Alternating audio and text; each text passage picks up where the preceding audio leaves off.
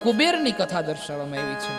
કુબેરની કથા પવિત્ર રીતે એ ભાવથી દર્શાવવામાં આવી છે કે કાંપિલ્ય નામનું એક નગર છે. ત્યાં સોમયાગ કરનારા કુળની અંદર એક વિદ્યાના વિશારદ એવા યજ્ઞદત્ત નામનો એક બ્રાહ્મણ રહે છે. અને એ યજ્ઞદત્ત છે એ અગ્નિહોત્ર છે. આદિ એવા કર્મ કરે છે, કર્મકાંડ કરે છે, તર્પણ કરે છે, પિતૃઓને તર્પણ કરે છે અને ધર્મ અને શાસ્ત્ર જેમ કહે છે એ પ્રમાણે જીવન જીવે છે. તર્પણ કરે છે, માજન કરે છે, વગેરે જે કાંઈ પણ છે એ બધી જ વસ્તુઓ કરે છે.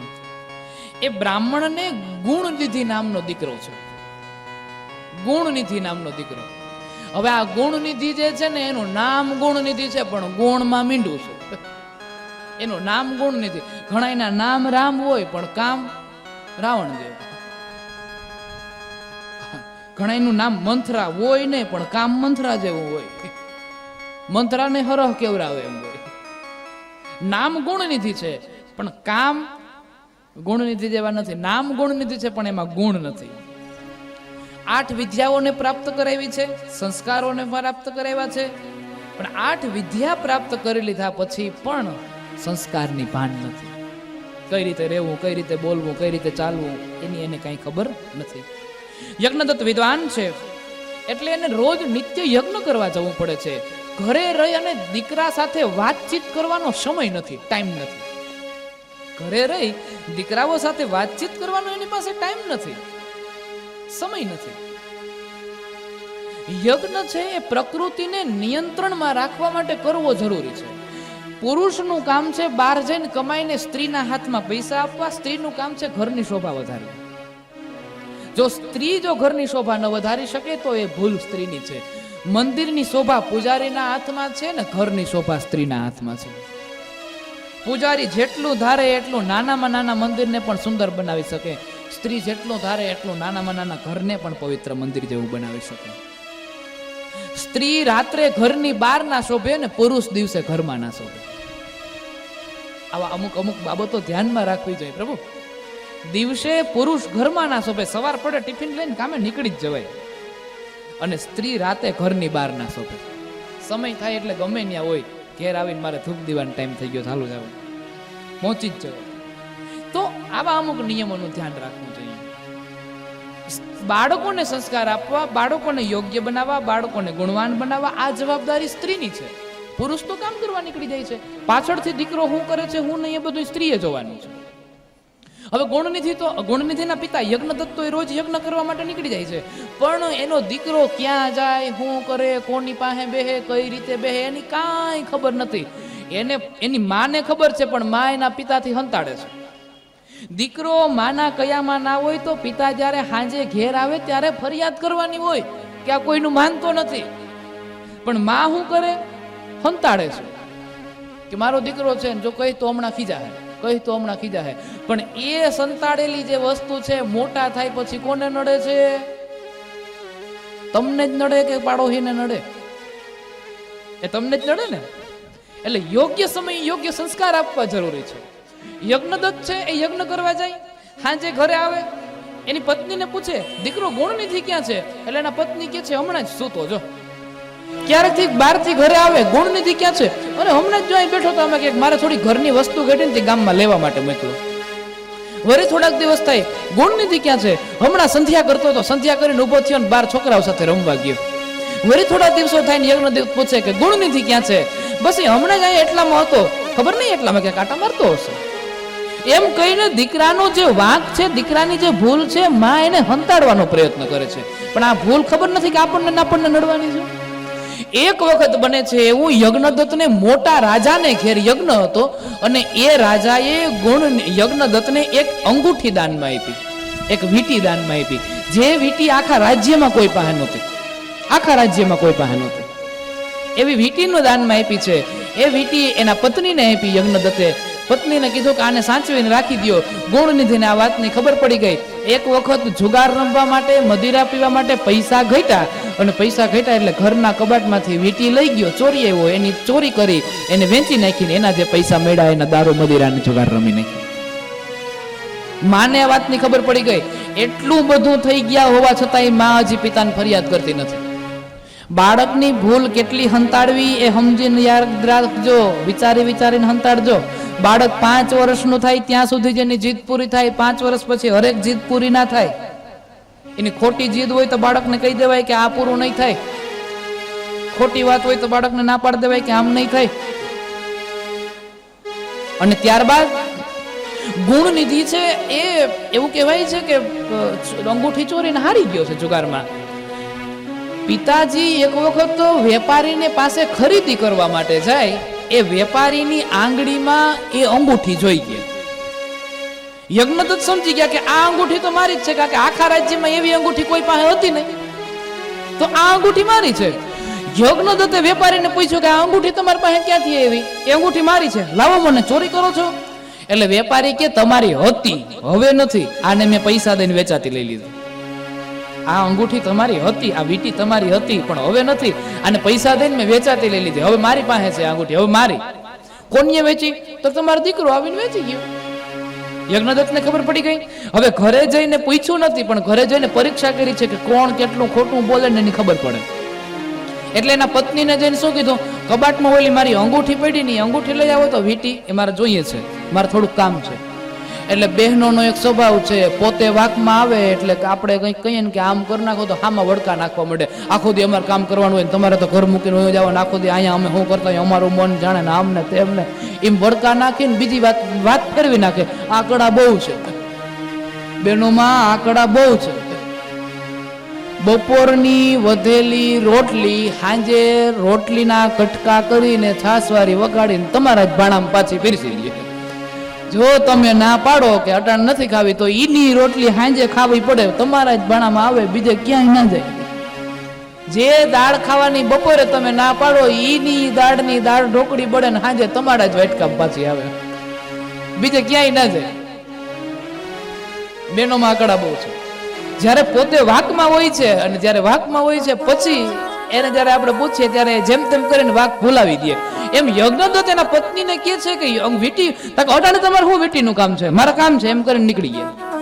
પણ યજ્ઞદત્ત અત્યારે સત્ય છે, સાચા છે, કોઈ પણ સંજોગોમાં પકડવા છે, પાછળ ગયા. થોડીક વાર વળી પછી કીધું વીટી લઈ આવો ને, મારે થોડું કામ છે ને આમ છે ને તેમ છે ને, એમ કરીને વાતને ફેરવવા લાગ્યા છે.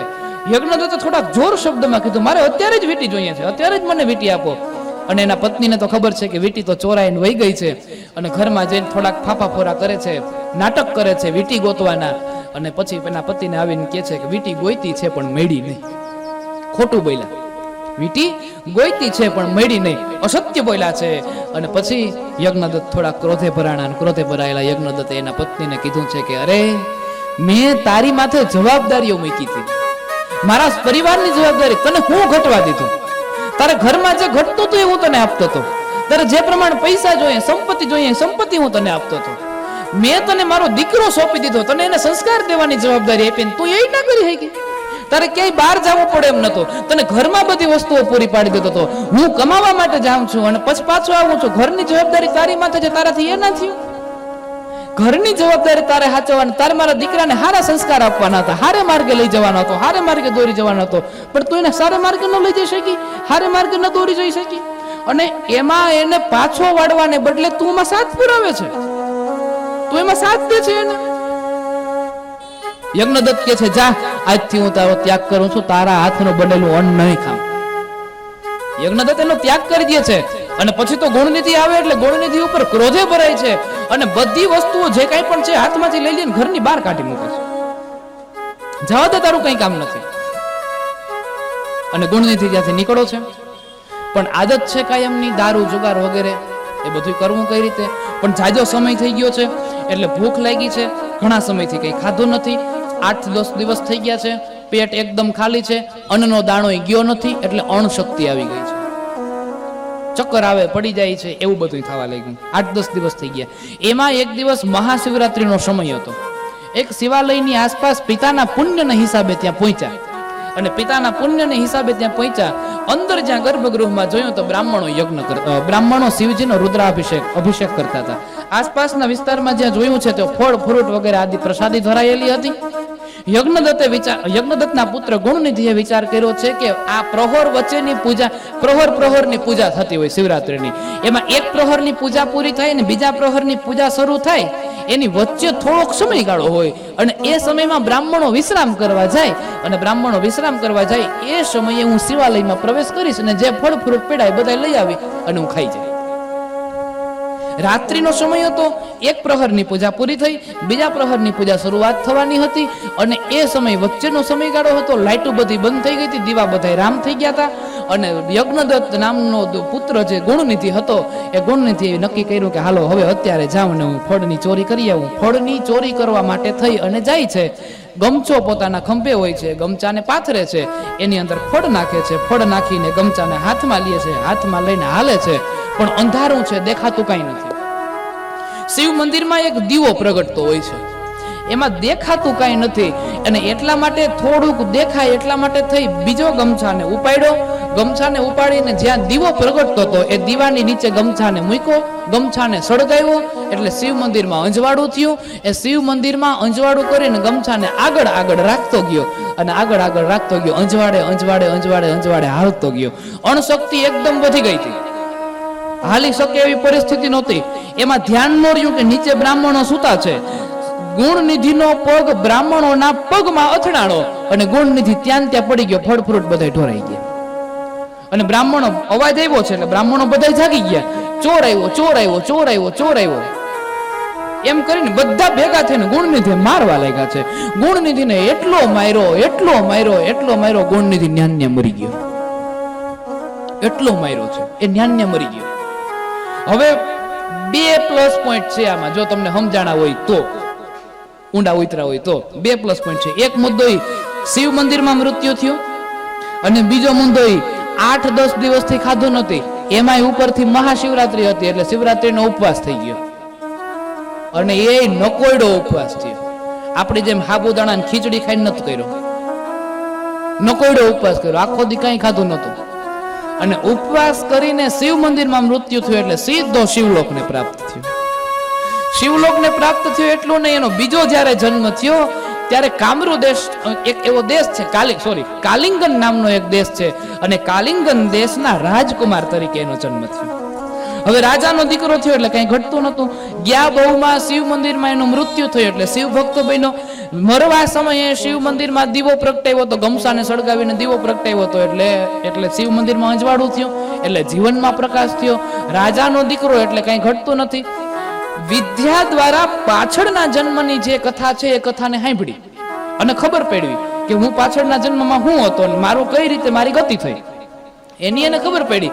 શિવ મંદિરમાં અંજવાળું કરવા માત્રથી મારો જન્મ રાજાને ઘેર થયો છે, એટલા માટે ગુણનિધિએ નક્કી કરી લીધું કે આજ પછી આ રાજ્યમાં જેટલા શિવાલયો છે એકય શિવાલયોમાં અંધારું ના હોવું જોઈએ, એકય શિવાલયોમાં અંધારું નહીં. બધા પૂજારીઓને બધા બ્રાહ્મણોને આજ્ઞા કરી દીધી દીપડા પ્રગટાવો, ઘી ઘટે તો લઈ જાઓ, તેલ ઘટે તો લઈ જાઓ, દિવેલ ઘટે તો લઈ જાઓ. રાજાનો દીકરો છે એને શું ઘટે, એને તો કઈ નથી ઘટતું, એને જે ઘટતું હતું એ બધું આપી દીધું. અને શિવ પ્રત્યે એટલો પ્રેમ થયો કે ના પૂછો વાત. રાજા મોટા થયા, એના પુત્રને રાજ્ય સોંપ્યું, સંન્યાસ લીધો, અને પછી કાશીમાં ગયા, અને કાશીમાં જઈને તપસ્યા કરી. શિવજીને પ્રસન્ન કરવાના પ્રયત્ન કર્યા છે. શિવાલયોની અંદર દીપમાળાઓ પ્રગટાવી છે. આ દીપમાળા પ્રગટાવવાનો નિયમ અહીંયાથી થયો છે. શિવ મંદિરમાં દીપમાળા પ્રગટાવવી જોઈએ, આ દીપમાળા પ્રગટાવવાનો નિયમ અહીંથી થયો. કાશીમાં જઈને શિવજીની તપસ્યા કરી છે. શિવજી પ્રસન્ન થયા છે, એટલા માટે શિવજીએ કીધું છે કે માગો ગુણનિધિ, શું જોઈએ છે? અને ત્યારે ગુણનિધિને માગવા માટે કીધું છે. પરંતુ બન્યું છે એવું કે શિવજી તો પ્રગટ થયા છે, શિવજીની હારે પાર્વતીજી પ્રગટ થયા, પણ આને શિવજી પ્રત્યે એટલો પ્રેમ કે શિવની બાજુમાં પોતાના સિવાય બીજાને કોઈ ના જોઈ શકે, પાર્વતીજી નહીં, એનાથી ખેદો થાય. કે શિવજી પાસે હું જ હોવો જોઈએ, મારા સિવાય બીજું કોઈ નહીં. પાર્વતીજી શિવજી પાસે નહીં, હું એક જ હોવો જોઈએ. એટલો ખેદો થાય, એટલી ઈર્ષા, એટલો પ્રેમ, એટલો પ્રેમ, એટલો પ્રેમ, એટલો પ્રેમ શિવજી પ્રત્યે કે શિવજી પાસે મારા સિવાય બીજું કોઈ હોવું જ ના જોઈએ, બીજું કોઈ ના હોવું જોઈએ. અને એટલા માટે દેવી એના ઉપર થોડા ક્રોધિત થયા. અને દેવી એના ઉપર થોડા ક્રોધિત થયા એટલે પાર્વતીજીએ એ ઈર્ષાને કારણે એ રાજાના દીકરાની એક આંખ ફોડી નાખી. એક આંખ ફોડી નાખી. શિવજીએ રોક્યા, દેવી રોકાઈ જાઓ, ગમે એવો છે તમારો દીકરો છે, દયા તો કરવી જ જોહે, એમાં કઈ નહીં હાલે, એ જેવો છે એવો દીકરો તમારો છે. પછી દેવી એના ઉપર કૃપા કરી છે અને ભગવાન શિવજીએ વરદાન દીધું છે. અને વરદાન દઈને ભગવાન શિવજીએ એને મિત્ર બનાવ્યા છે કે આજથી તું મારો મિત્ર. અને મિત્ર બનાવ્યા એટલું જ નહીં, અલકાપુરી નામની એક નગરી આપી છે અને કુબેરનું રાજ આપી દીધું છે. કુબેર બનાવી દીધો અને કુબેર બનાવી દીધો અને કુબેર નામ આપ્યું છે. કુબેર કે આપણે બે મિત્ર છીએ, શિવજી ને કહે તા કે હા, તો આપણા બે નગરી બાજુ ઘર પાસે હોવું જોઈએ, બે હરખા હોવા જોઈએ. મારે તમારે ઘેર ગમે ત્યાં આવવું હોય તો આવી શકું, તમે મારે ઘેર ગમે ત્યાં આવવા હોય તો આવી શકો, એવી રીતના નથી. એટલે કૈલાસની બાજુમાં અલકાપુરી બનાવવામાં આવી ને અલકાપુરીનું રાજ કુબેરને આપી દેવામાં આવ્યું છે. શિવજી પ્રસન્ન થાય તો કુબેરના ભંડારી બની જવાય. બાપ શિવજીની આ દયા છે.